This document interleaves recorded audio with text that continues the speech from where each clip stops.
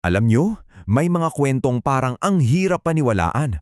Pero itong kwento natin ngayon, sabi ng iba, parang sinisira na raw nito ang mismong batas ng physics. Samahan nyo akong alamin kung bakit. So, saan ba nagsisimula ang lahat?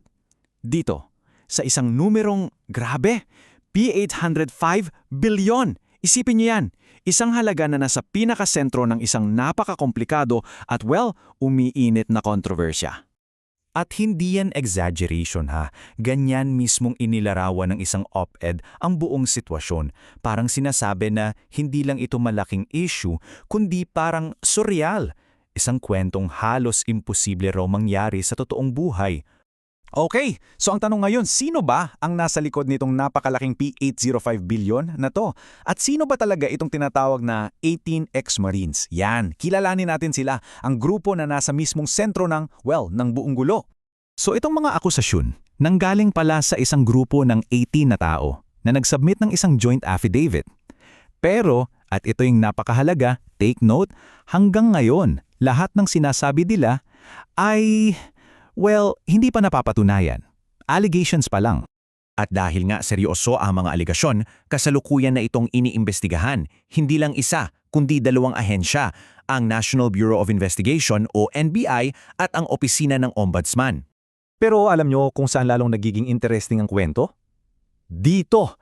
Kasi bigla may sumiklab na matinding hidwaan.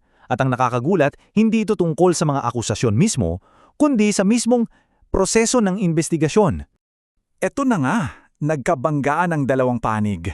Sa isang side, si Ate Ferdinand Topacio, sabi niya yung ginagawang one-on-one interview ng NBI sa mga kliyente niya para na raw harassment.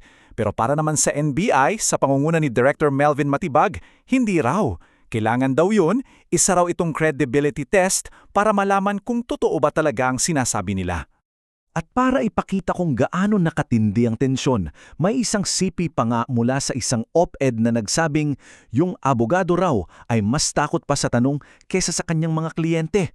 Wow! Yan ang nagpapakita kung gaano nakalalim ang alitan ng dalawang kampo, di ba? At pag ganyan nakainit ng bangayan, anong kasunod? Siyempre, hindi na napigilan. Lumaki na ng lumaki ang kwento. Mula sa isang legal na investigasyon, heto na, pumasok na sa mas malaking arena, ang politika. Okay, medyo marami na yung pangalan, no? Para hindi tayo malito, heto ang isang mabilis na rundown kung sino-sino ba yung mga key players dito. Mula kay ex-Congressman Mike Defensor sa abogadong si Topacio hanggang sa NBI, Ombudsman at pati na rin mga senador. Lahat sila may papel sa malaking kwentong ito. At grabe yung bilis ng mga pangyayari, di ba? Sa loob lang ng ilang linggo, Pebrero hanggang Marso, yung dating simpleng ulat lang sa balita, biglang pumutok. Naging pambansang issue na kinasangkutan na ng iba't ibang ahensya at matataas na opisyal. So pagkatapos ng lahat ng yan, lahat ng akusasyon, mga sagutan, mga political statements, ano na ang nangyayari ngayon? Naasan na ba tayo sa kwentong to? Well, ito ang sitwasyon sa ngayon. Number 1 at pinakaimportante, yung mga alegasyon sa affidavit hindi pa rin napapatunayan. Pangalawa, tuloy pa rin ang investigasyon ng NBI at Ombudsman. Pangatlo, yung away sa proseso, hindi pa rin tapos. At dahil pumasok na ang mga politiko, mas lalong naging high profile ang kaso. Pero sa kabila ng lahat ng ingay, wala pa ring formal na kasong na isasampa. Kaya sa huli, iisa lang talaga ang pinakamalaking tanong na bumabalot sa buong kontrobersyang ito. Sino ba talaga ang nagsasabi ng totoo? At paano? Paano malalaman ng mga investigador kung ano ang katotohanan at ano ang kathang-isip lang? Kaya alam nyo, sa dulo ng lahat, etong kwentong to, hindi lang siya tungkol sa isang nakakalulang numero.